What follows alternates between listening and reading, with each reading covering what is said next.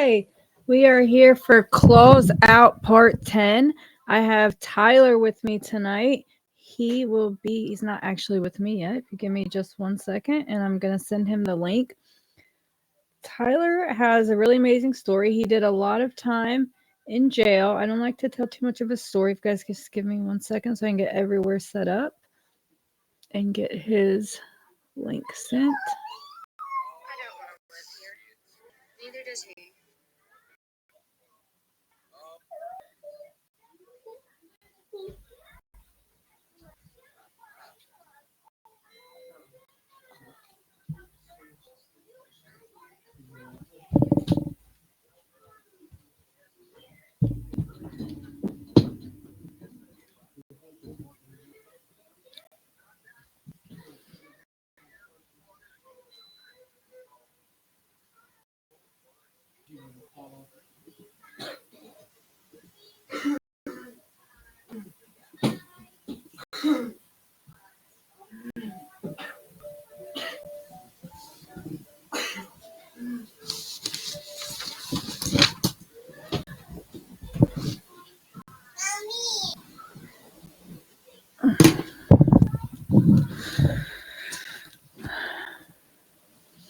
Okay, so just give me a minute. Tyler should be with us soon. Hi Leah. I sent him the link, the text message. I'm trying to get the email to load.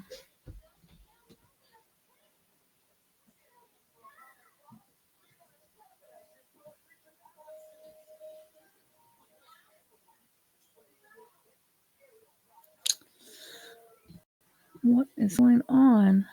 I don't know if my internet's lagging. It is raining here. Sometimes that affects it. Give me just a second.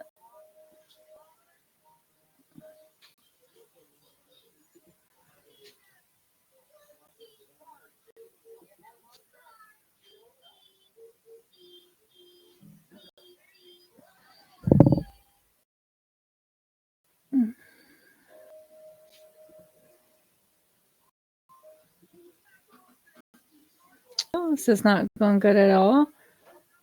For anybody watching, I guess in the meantime, I'll just talk a little bit about me. I'm really excited. Hi, Mike.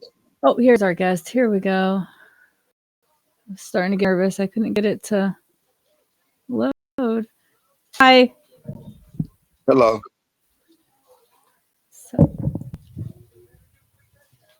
All right.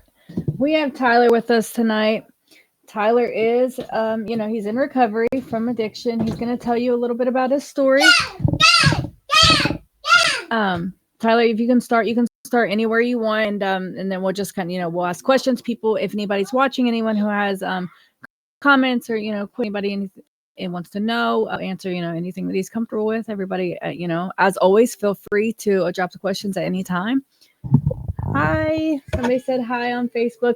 It doesn't always show me the names if you guys are on like my Facebook profile. There's Trinity. Hi, sweetie.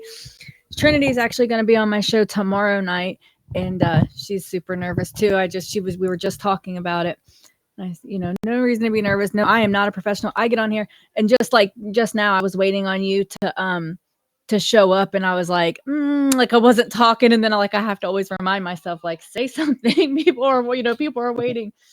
So don't be nervous. I do goofy stuff. My very first live, I did not connect the chat, and the whole time I was like super upset because I was like, nobody's watching. Like, people said they were gonna watch me, and people were watching. Oh, James, there you are. Yeah, so go ahead. Yeah, so I feel like my addiction started when I was younger. I got put on Adderall at the age of between 5 and 7. Like I said earlier, I went through traumas as a kid. I've been through physical and sexual abuse as a growing up, and didn't really talk about it. And then because I got diagnosed ADHD, I got put on Adderall and Ritalin. My mom met my dad, and he's the one that actually took me off. But actually, all my problems didn't start until about high school. So that's when I started experimenting with drinking and smoking weed and gangs and all that. And like all of it really started once I graduated high school. That got into smoking meth, selling it, and everything else. So once I got arrested at the age of 18 and got sent to prison, that's where it all started. It's where I started really getting into more organized crimes and everything.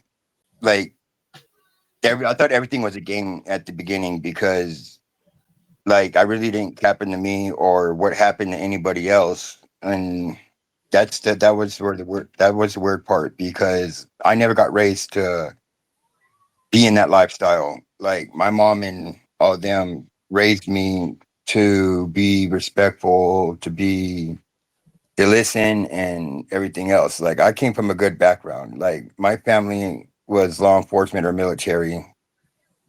So my mom seen me go through the things that I've gone through hurt her more than I thought it hurt me more than it hurt her, but it hurt her more because a lot of it a lot of the stuff that I put her through where it was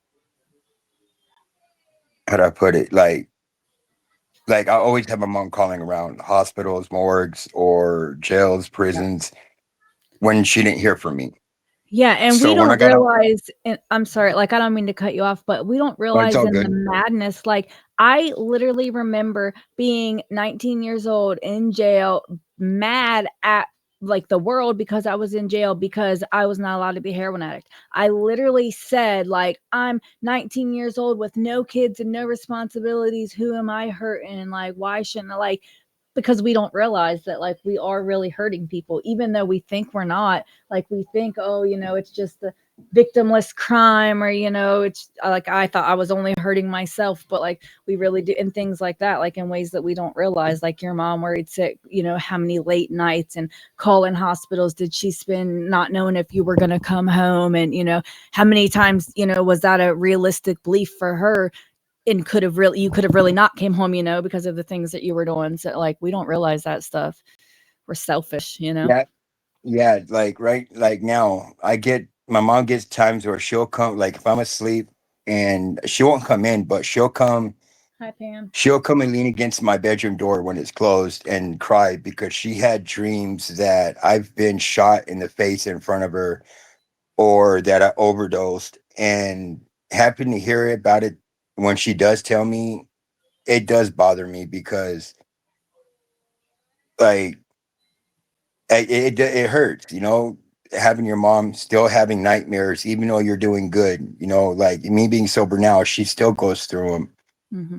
because of all the stuff that she did witness when what I did when she was around me at those times, or when she came and visit me with the kids over in areas that I was doing like in my addiction. It pretty much she's seen like me pull weapons. She's seen me hurt people. Like I even did it to my own. Like everybody thinks that you don't do it to your own family in addiction, but you do. Like Yeah. there's times I put knives to my dad's neck multiple, like three different times, and that caused mine and his relationship to be basically we didn't have a relationship at the time because he was hurt, but Yeah. in the process I didn't see I did anything wrong because I was high. Nope. And like my first term I did a year and then got out on parole and then went back again 10 months later for my second assault charge. um but it was like I said, it was back and forth for the last 12 to 20 years, in and out of incarceration, being in the streets, being homeless, selling drugs, and like it's just like the first time I ever chose to be sober willingly. The other It, four times it was forcefully. it's different. It's so much different. Like, it's crazy to me how like the things that I would cry and whine about before, like when I would be forced to go to meetings, or just talk about recovery or talk about my feelings or my past, my trauma, especially. Like, I'd be so upset, like, how dare, somebody try to help me.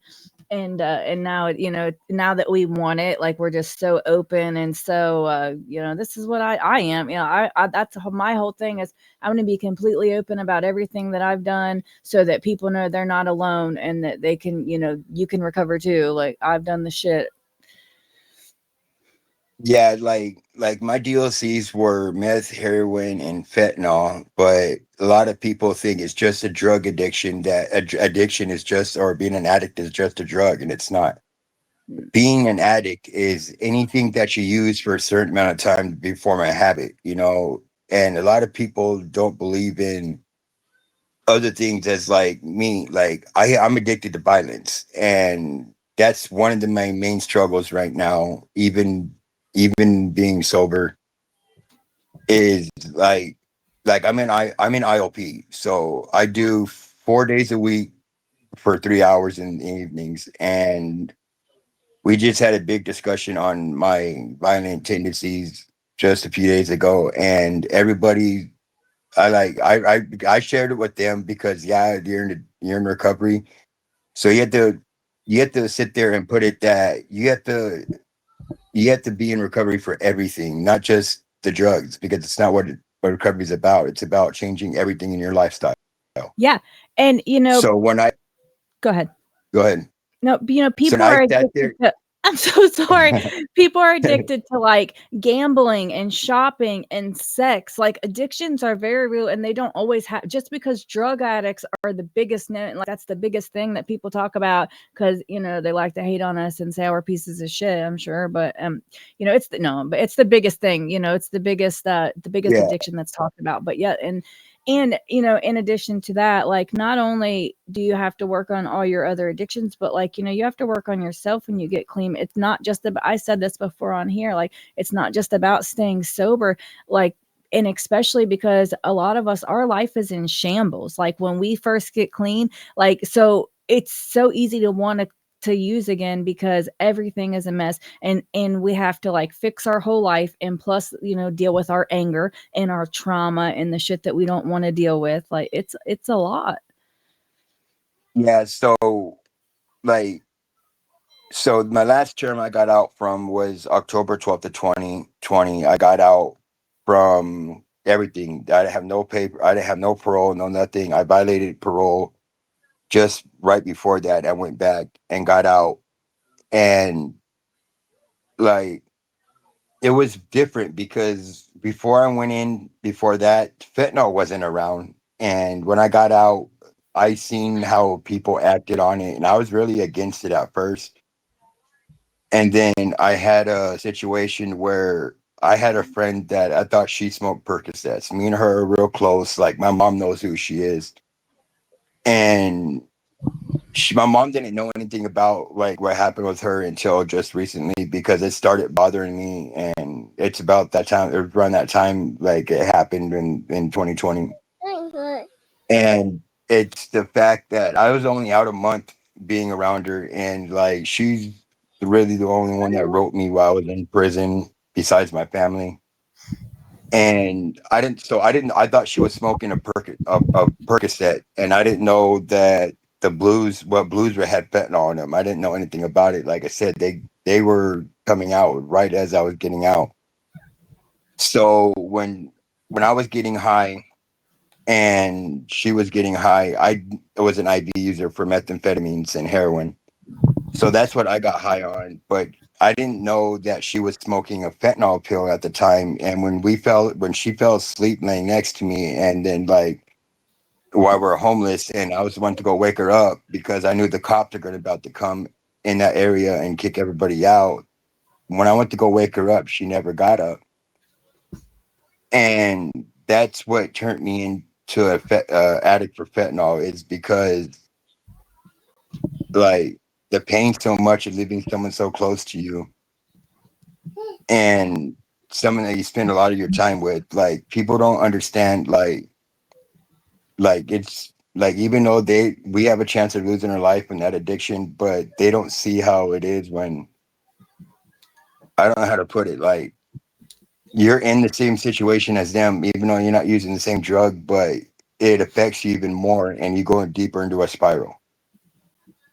And that's when I started using it, because after that I started selling it, and then from selling it I started using it, like just smoking with like a couple hits here and there, and then smoking half a pill or a pill with somebody, and then start using it myself.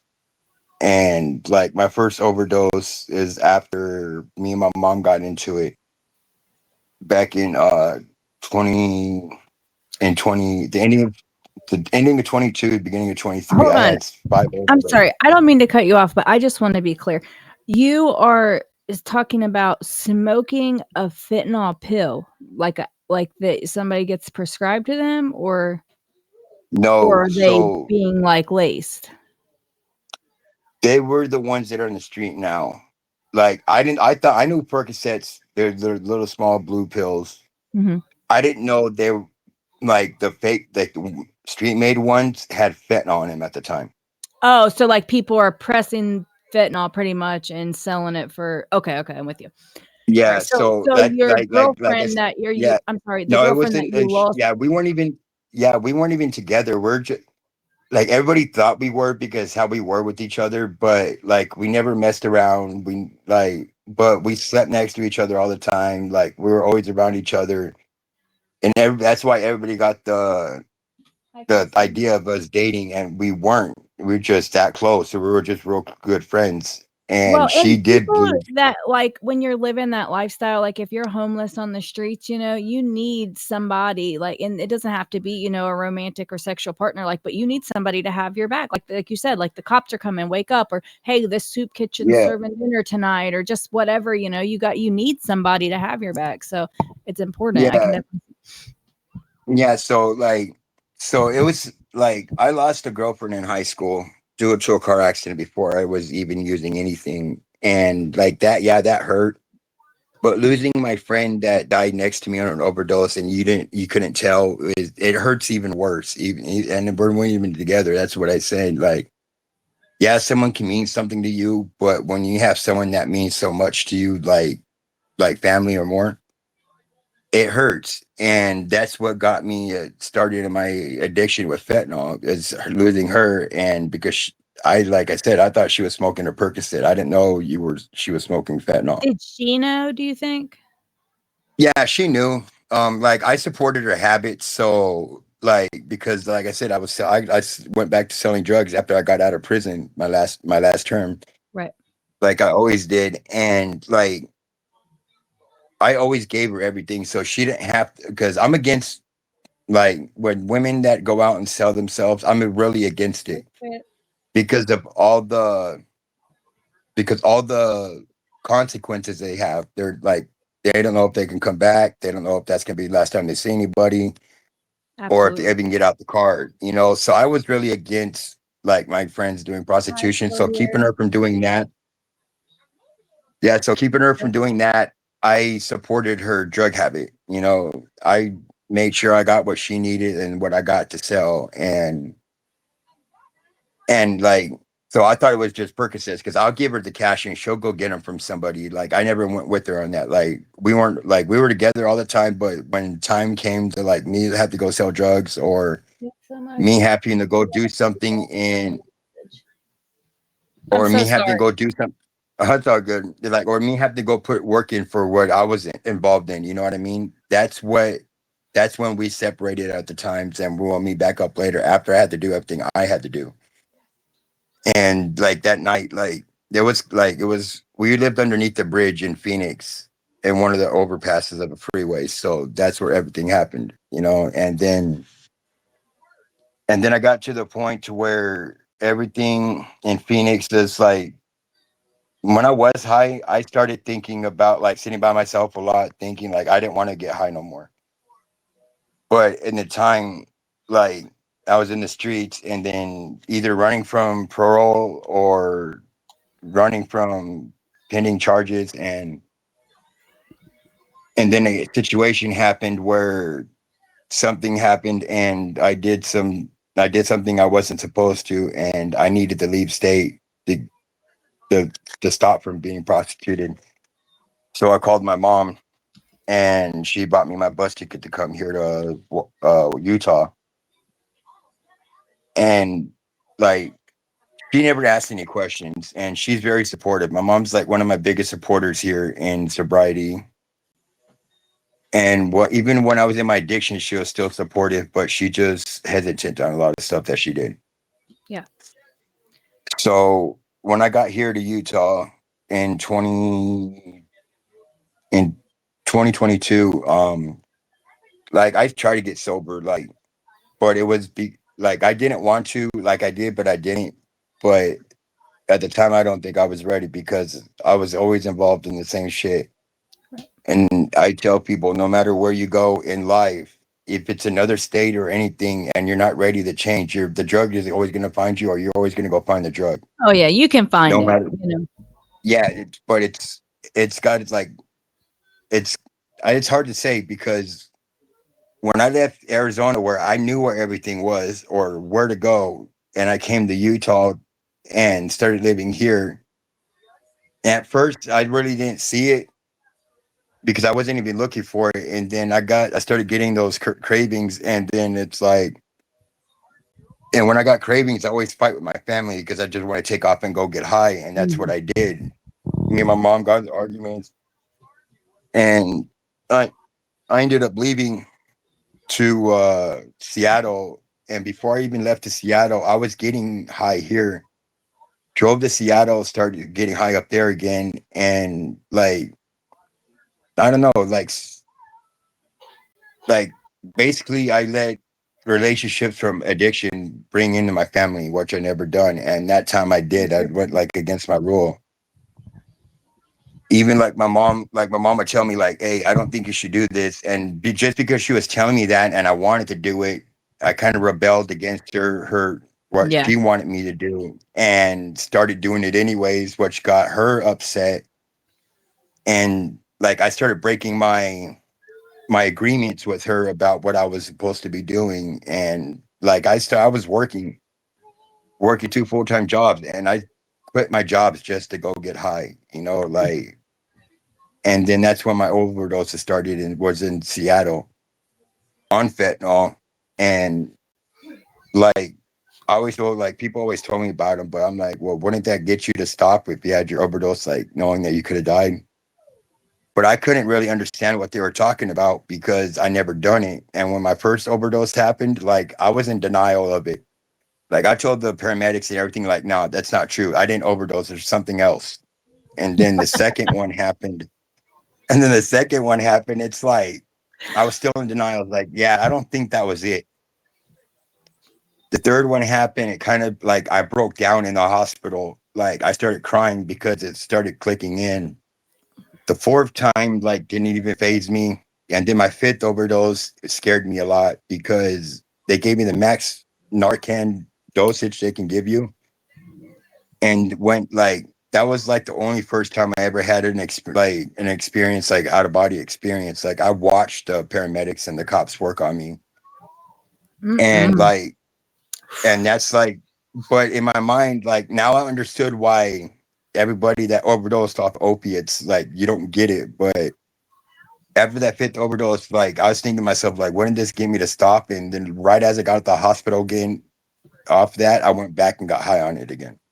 Yeah, I know. I remember like in my addiction saying stupid shit like I want to be so high, like I want to get good and high, like fall out high, and I'm doing that in quotes for people that can't see. Like stupid shit. Like you think like a normal brain says, "Oh, this almost killed me. Let's not do that." And hi Nicole. But not us as addicts. We're like, "Oh, it almost killed me. Let's do it some more." Your mom is actually watching. I wanted to let you know that are listening. She's listening in on Podbean, and she said that you're working very hard to stay clean and do the right thing. So I wanted to just say that she is watching and supporting you. And I know you said Yeah, you put her I let through her. it, but Yeah, I talked to her right before I got on with you, and I was like, oh, she was like, when is it gonna start? I said, it's this is when it's gonna start. Like it's about to start right now. And she goes, okay, good luck. And but like I said, my mom, like I love my mom so much. And what scares me is that I know like her health is bad, and I have friends that lost their family, and I seen how bad. And like I said, my mom, like I love my mom so much. And what scares me is that I know like her health is bad, and I have friends that lost their family, and I seen how bad. And like I said, my mom, like I love my mom so much. And what scares me is that I know like her health is bad, everything goes wrong, and that's what I'm scared of. It's like when my mom's not here, because my mom's like my best friend. She's not just my mom, she's like my best friend, and I can always talk to her no matter what I go through, and she won't judge me on it. And it's like I just can't. I'm not ready for that day there for where she has to go, and you know, like she's my biggest supporter, and she's been telling me because she's been through my. There's that almost 6 months right now. I've been sober. I'll be next Friday. It'll be 6 months, Congrats. and she's always been there. So she wants to go with me when I get my 6 month chip, which I think it'd be even more a big experience for me because like I've always tried to keep everything away from my mom or away from my family or away from my nephews. And then like this last time I was in jail, like my first violation this year, I got in February. I got out in March. I was out 28 days until I violated again. And then they reinstated me and gave me 60 days. And like I remember being in jail this last time, like both times, and I call her like, hey mom, I'm not gonna get high no more. Can you help me? And she's like, she's like, no, you're gonna have to do this on your own. I'll be there to support you, but no, I'm not. I want you to see you to do it on your own. You need to prove everything that you're saying is gonna be true. And like, I get why she said that. Like, she gets it because when I got out in March, like, first thing I did was go and get. Like, I met someone down the street from the jail and got what I needed to get high. And it's like, and in my head, it's like, fuck, you know. And but I went straight back to the same shit. And like I didn't even go check in, like I didn't even check in with probation. And I just took off right off the rip, like I usually did, and started back in the street and everything else. And like I got picked up again. I had my parole off, like the probation officers and the gang task are the ones that caught me this last time. And like, but I felt like it was kind of set up because the people what I sold to, like they never got touched. And like I knew better than sit where I was sitting because in that whole area I knew what it was. And like where we were sitting next to was like a cop stop. And I'm like, and I'm telling them in my mind, I'm like, these motherfuckers can't be for real. And I end up telling them, I said, hey, we can't sit right here. We have to go back further. And they're like, no, we're good right here. I said, dude, that's a cop shop right here. Go, no, it ain't. It's just the park rangers. I said, all right, whatever. But I went against my Your like even gut. my own code. Yeah. I went against my own code and sat right there and sold to them what I had left. And like I fell asleep from being high. And when I wake up, like the dude, like I was like, okay, where's my money? And they're like, oh, we gave it to dude to go get more. I said, so you just bought the pills for me and gave my money to someone else. So I planned to sit right there until they got back. That dude got back, and but I was standing up at the time, leaning against the bench, smoking a pill, and all I hear on intercom was like, "You're trespassing. Quit smoking." And I'm like, "Fuck." And then I could try to pick up. I thought I drew everything down off of me, and I didn't. I put the pill in my pocket and the the paraphernalia in my bag, and went to go walk out the back way. They told me to go back the other way. And I'm like, so they made it to where they met me at the entrance of where we were. And like usually I would run. No matter what, I would always run. And this time I didn't even run. It was like I knew I was caught and I just didn't care no more because like I said, at Yeah. times I was tired of getting high, Enough. and Yeah. that was basically it. Like when like I didn't even run like I had someone hold my stuff in case I got out when I knew I wasn't. I thought I was going to prison. But they reinstated me and put me in drug treatment. And then when I so that whole 2 months I was in, I was call my mom once a week, and I was like, "Hey, can I come stay with you after I get out and get sober, and or until I get into treatment?" And she always told me no. Like I'll help you with anything, but you need to do this on your own. And if I look back at it now I see why she said it. She wanted to see. I had to prove to her that I was gonna do what I said I was gonna do. Like Like, I'm not gonna lie, like the day I got out, they wanted to I had to go to a detox center, and the detox center out here doesn't allow you in unless you're high. So I used like 3 pills the day I got out, and then that same day I went to go check in at the end of the day with into a detox center, and that's when that's why my sobriety date's not the 27th of May, it's the 28th, the day after I got out. So I went to detox and entered my first program at it's called First Steps House. Started in there, was doing good, but I didn't know like violence was one of my addictions at the time. Like I thought it just because of the being in the lifestyle and everything else. And I made a threat of violence to a staff member and another client. And then they kicked me out, went back to the detox center to get into another program. And like I always got told like you got to find the right program that you're going to go to. And I believe that because the first program, yeah, it was all right, but didn't like some of the stuff that they taught. The second program I went to, I ended up walking out after 12 days because people were getting high on bath salt inside the facility. And like my mom had to come pick me up on the like twice. Like she picked me up on a Friday and took me back on a Saturday and had to turn around, come back again and get me because I walked out. And then I went back to the VOA, Volunteers of America, for detox. And because I wasn't detoxing and I had so much sobriety under me already, they wouldn't allow me to stay there no more. So I got into a homeless shelter. And I was in the shelters long enough, and I got into what I'm going to now, which is called the Utah Harm Reduction Coalition. And it's an outpatient. They go based off your off the what you tell them, like what treatment you want, like whatever you say in your assessment is Cool. what you get. And I've been there so far almost a little over 2 months, and it's one of the best. That's actually the best program I've ever been in.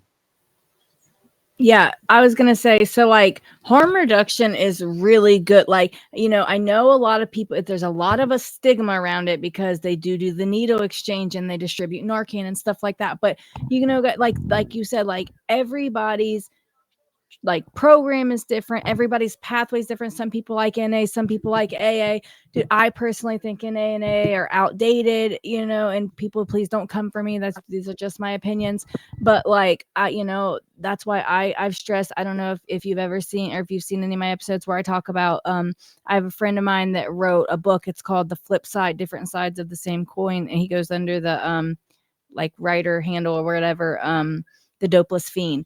And it's like a collection of recovery like stories and stuff, and then he ties it with scripture, and it's like a little, it's like a new little updated version of something that, and I wholeheartedly believe that it's going to do big things because we need a refresh. We need like refreshing literature. But anyways, I'm getting off on something else. But like, yeah, so harm reduction, they do, like they follow you, like what like it's your life, your recovery. And like, I know that we as addicts don't always know what's best for us, but once we get clean and get into our right mind, like we know what we want to do. And even when we're not, like like harm reduction, giving out needles and stuff, like it, man, like we're still Like people, and it cuts down HIV and hepatitis and stuff. Like if people are gonna get high anyways, I mean, no, I'm not saying help them do it, but I think harm reduction is I great. see it, I see it as like with like the program I'm in. The main one of the main things they do besides treatment is needle exchange Mhm. and all that, and they go to all over like where I'm at. They go from They have like a little van or Tooele, little Ogden. Yeah, they have the like little places they always go, and it's like I don't see it as a bad thing. Even like maybe the government and society may see it as a bad thing, but if you actually look at it, you're saving someone's life doing it because like I have Pepsi. I'm almost done with my treatment. I got like 12 days left on it, and then hopefully it's cured. And I know it will be. I've been doing everything I need to, and but it's not just that. It's like they'll give you like not just needles, but they'll give you like devices that they'll give you like boxes that you like a needle dispensary, like Yeah. you put your dirty needles. Yes. I And just like learned when about in that. my That's really cool. Like a yeah, dirty so in my needle container. addiction, like in my addiction, like I hung around like everybody like doesn't get it. Like, yeah, addicts hang around by schools, like in the alleys by the schools, or they hang out at the parks. And I seen a lot of like, even in my addiction, and still now to this day, and today it gets me even more upset since I'm sober than I wasn't when I was using, because they throw the needles on the floor, and most of them, the time, yeah, they're capped, but yeah, sometimes that they're not capped. And by being around parks or neighborhoods or schools or libraries or gas stations, and you got to understand, kids go to those areas a lot.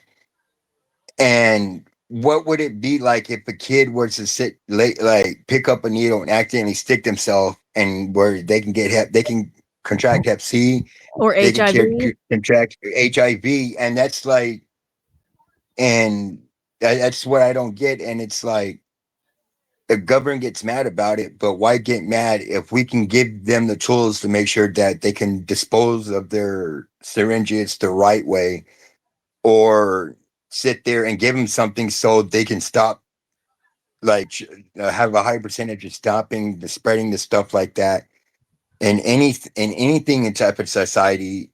But in the end, it's like, yeah, I know it's like you're still letting them use, but we can't force no one to get sober. That's the part that I learned. You can't, someone can't force you to do anything you don't want to do, because we're all our own person and we got our own choices. It's gonna be the choice. Yeah, your family can sit there and tell you anything you want while you're in addiction. But if you don't got that change in your heart or in yourself to want better, it's, you can't do it for no one else. Like, I was always trying to do it for someone else, and it didn't work, because that means I wasn't ready in my own heart. I wasn't ready to fix myself. And so now that I see it, is that you got to let that, yeah, you can try to sit there, and it's like they're saying, you can lead a horse to water, but you can't make him drink. Yep. You know what I mean? So you can try to steer somebody in the right direction to get sober, but it's going to be on them to actually go out and put in all the work. Yeah. The Because it's a states, lot of work. it is like, like people ask me like, why'd you get high? I said, well, at first it was just something to do, but there's a song I found while I was in prison from Joe Nestor. It was called Story of an Addict. And that's a song that do have to listen to every day. Every morning when I get up, I have to listen to that song to remind me, like, hey, this is what you're going through and this is what you need to do. Because that, in that song, in the beginning of the song, it tells people, he tells people, like, you sit there and use something so much you just start to form a habit. By the next time you know, you become an addict. And what he says about him going to treatment, I was that way. I never really opened up in treatment at first, because like, I thought, like, how can I trust somebody if, like, it's like when you're in an addiction, you don't trust nobody because you're always paranoid. Coming out of addiction, you have to, at first I didn't realize it, but then I started opening up after I got to a certain therapist, and she let me know. She like kind of explained it more. We use is what's masking our traumas, our pains, or anything that we're going through. We're gonna mask it so we didn't have to deal with it at that time. My mom even told me this, and my mom's never been in treatment. She's never, like, she's been a good person most of her life. And yeah, she made mistakes, but she tried to teach me those mistakes. You know what I mean? Learning from her mistakes. And I didn't want to listen. And that's what a lot of my problem was. I Mhm. thought I knew everything growing up. I didn't want to listen to anybody because everybody was always wrong, even though they already been through everything. Right. And now that I see, I was masking the pain. Like, there's stuff that I need to talk about, and that's why I'm proud to be in treatment. And like everything my mom was telling me when I was younger is actually happening nowadays. And she's Mama like, was right. yeah, she always tells me, she goes, well, you should have listened to me when you were younger. None of this would have happened. Like, all You're right, right, yeah, you're mom. right. Yeah. Yeah. And still to this day, she still tells me certain stuff, and I'm like, I gotta, but I don't know why she's right. But in the back of my head, I'm like, all right, I gotta go. But it's only like confirming of what I'm thinking is like what she's saying is right. It's not like I don't believe her or Yeah. I'm not gonna listen to her. It's that I always want a second opinion about stuff, I and hate to that's be like, wrong, like myself. I'm never wrong. I know best. I know it all, and and then I don't, yeah. So like I run into all like just going from my mom's house to like Murray. So I'll go from Provo to Murray every Monday to Thursday to go to class in the evening. But like when I get it to like Murray, where I can take the train to my treatment center, I no matter where I go, I can take 5 steps and know anybody I used to sell dope to, or anybody I got high with, or anybody I knew from the street. And the ones that really know me, they know what I look like. But a lot of people, like I told my therapist today, a lot of people don't recognize me because I am sober and I don't act the way I used to act. Right. Or they do recognize me and they ask me, well, where you been at or what are you doing? I told them, hey, look, I'm sober, and I got a couple friends that sit at the track station down the street from my treatment center. And like, I wanted to cry the other day, the past couple of times I went over there Wednesday and Thursday because there's a friend I had that's where I'm real close to, and he sits in that area and smokes like in the open. And then like I see like the past couple of days I seen him. I was like, hey, so when are you gonna get sober? I said, dude, it sucks seeing you out here. It's like you're gonna end up dying out here like a couple other people that we knew. And he goes, yeah, and I can see it in his face that when I tell him that how I feel about and how I worry about him, it does hit him. It does make it to where he I can see it in his eye he wants to, but I don't want to push him so much that he's just gonna sit there and get depressed enough where he's gonna use and then overdose. Yep.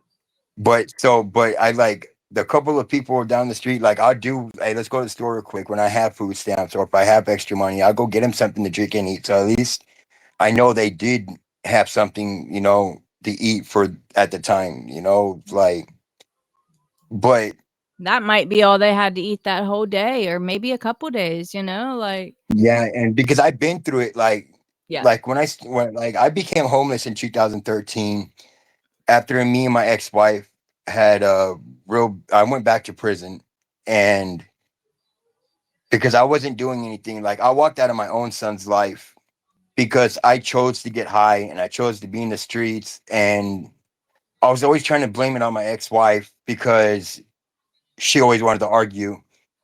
But actually going through like this last 6 months and thinking when I'm with a clear head instead of something clouding my judgment, like I can't get mad at her no more. And it made me feel like shit, realizing like looking back at that time and realizing like what I was putting her through, what I was putting my son through, what I was, like what type of person would sit there and put someone they're supposed to love and say they love and said they're a father, but they can't even be there for their son or their kid or their spouse because they rather go in the streets and bang on people and get high and sell drugs and commit crimes and getting chances going back to prison. And that's not someone that's supposed to show the affection that those people need. Right. And looking back for the last almost 6 months and realizing that it it hurts now. Like I said, I love that person. And instead of being in there and taking care of that person like I was supposed to, I was always disrespecting them, always starting arguments to have a chance to walk away to get high or promise something that I couldn't keep. You know, like a lot of people don't get that now. And like people don't get like you're causing trauma to yourself and plus others on top of it when you're doing that. And at the time, I thought it was like I tried to blame her because it was always her fault. Like I didn't do anything. She always started the argument, but she started bitching at me because I wasn't doing what I was supposed to, and she did it because she was telling me how she feels, and I took it the wrong. Like I made it a excuse to go get high, Yeah. and that's why I see a lot nowadays. Like people that are getting high and have their kids. Like I don't see a lot of it now, like in this area, but like when I was at Phoenix, I see a lot of people have their kids in the street with them being homeless, and it that made me a lot more aggressive, and that's where a lot of my violence started coming from is stuff like that. Because I think from my childhood and my traumas from being abused and sexually abused by people from the family, that like I always told myself when I grow up, I'll never let that happen to another female or a kid, and I stick with it, you know. So I think a lot of my aggression comes, but it only comes towards men. So like, but now it just didn't go for that thing. It made it into something a lot completely different.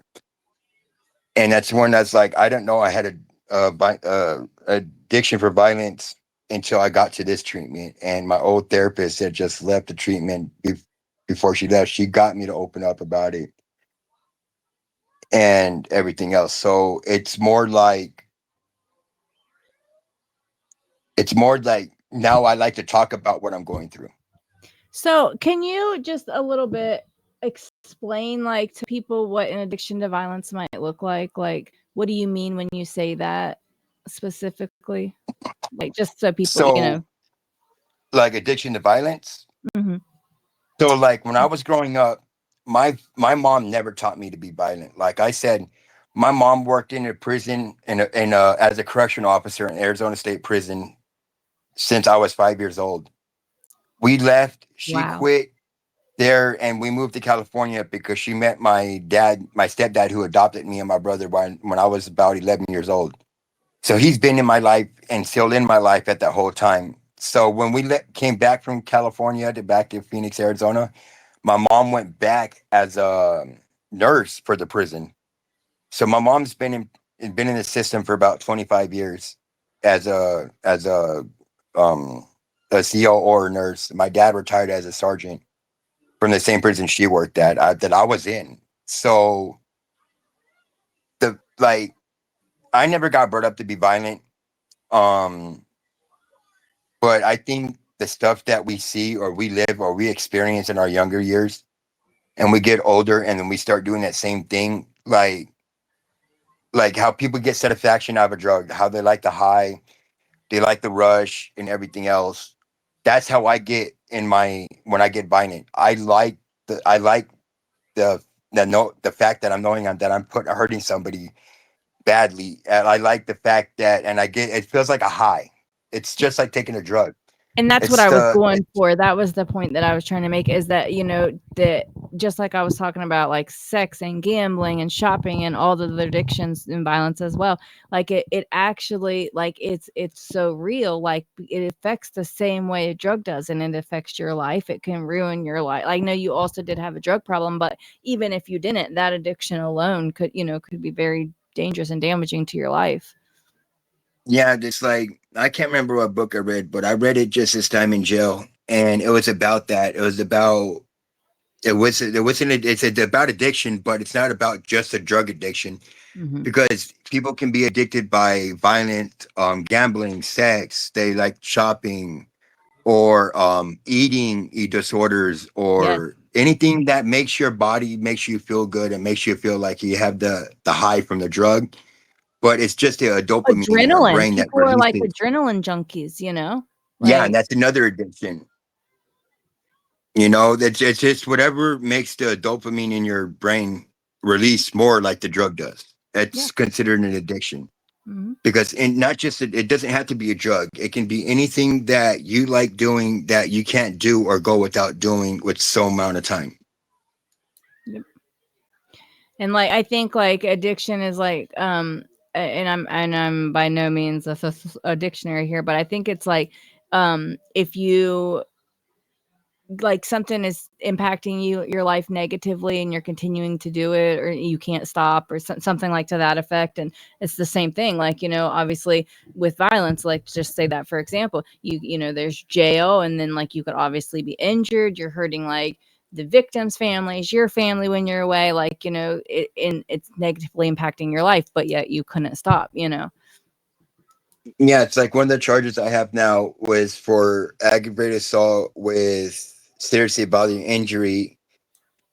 And like, yeah, stuff led up to it, but it's the fact that I like the day that the night that all happened and where I stabbed him, like it didn't need to lead up to that. And he didn't say anything or do anything that night for me to stab him. And he was just saying, "What's up, criminal?" Because that's what I went by in the streets, was criminal. That's my nickname in the streets. So when he said, "What's up, criminal?"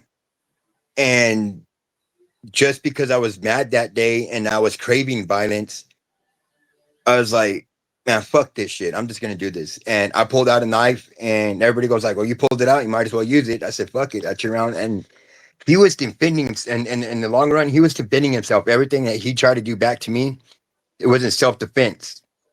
And but it's like I stabbed him 4 times. You know what I mean? It's like I didn't have no reason to do that. It was just an addiction of what I have, that I was addicted to, was doing stuff like that. And a lot of people look at it as like, "Oh, you're just a bad person." No, it's an addiction. Like you do it so long and you feel some type of way when you do it, and then you love the feeling of what happens in that process.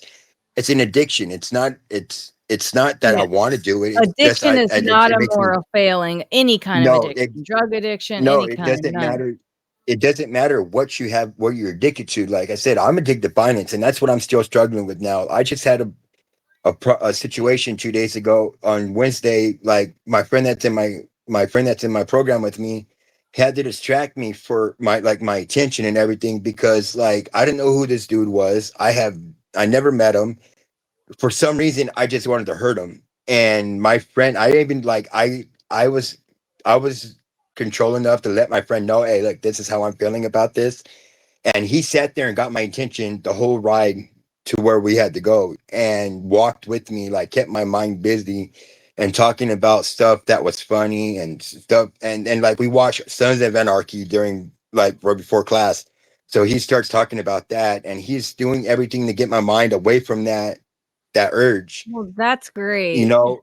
And then like in class on Wednesday, like I like if I didn't want to bring it up or talk about it, I would have never told him. I would have done it. But it's like that's going to be a relapse for me, because I had to think about like if I've done that, yeah, then I relapse pretty much, because it doesn't necessarily have to make it dirty for a drug. It's Right. something that it's you're addicted to, and people don't get that thing, like they don't understand like how it feels. Like if I didn't want to change, I wouldn't have told him that, and then I wouldn't have brought it up in my program during processing. Like, "Hey, this is what I was feeling today. This is what happened," and like my whole program supported me and think and give me ways to think about like how to prevent it before next time. Like I had a friend in there. She tells me like, you won't hurt your family or your friends, would you?" I said, "No, it's just random people, like someone I don't care about." And she goes, "Well, put it this way, think about it like that's your that's your family member, or that's someone you care about, or that's someone that you can help in what you're going to school for." Because I'm going back to school for my sudsies. And so she goes, "Think about it that way.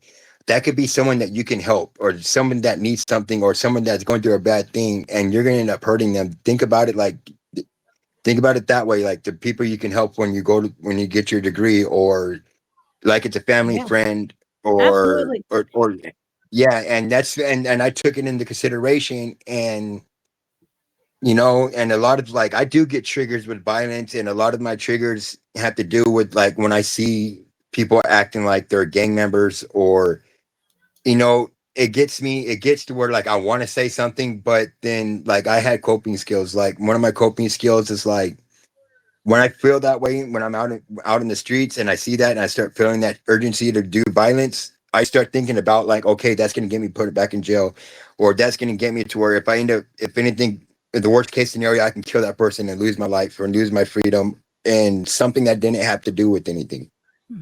Yeah, and So that shows incredible growth that that you were able to do that. I know, like for myself, especially in early recovery, I learned that like if I was feeling like I wanted to get high, and if I said it out loud, hi Kelly, like if I just said it out loud, like if I told somebody, like it like took the power away. Like if I held it inside and I was like thinking in my head, like I want to get high, I want to get high, I want to get high, it ate me up. But if I just said it out loud and then obviously they'll be like, you don't want to do that. And then I would like laugh at myself because it's like saying it out loud takes its power away for me. So like that, or like tell somebody, obviously they can talk you down, and it's great that you have people in your life that could do that like that. And it's incredible that, to think about, like, how you said you were like in a life of crime and even organized crime and years in prison, and look at today, like how, where you're sitting, you're in a program that you found that is like extremely successful for you, and you're well on your way,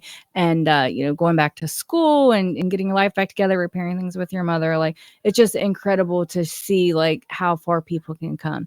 It is 7:00. That's why I cut you off, and I'm so sorry.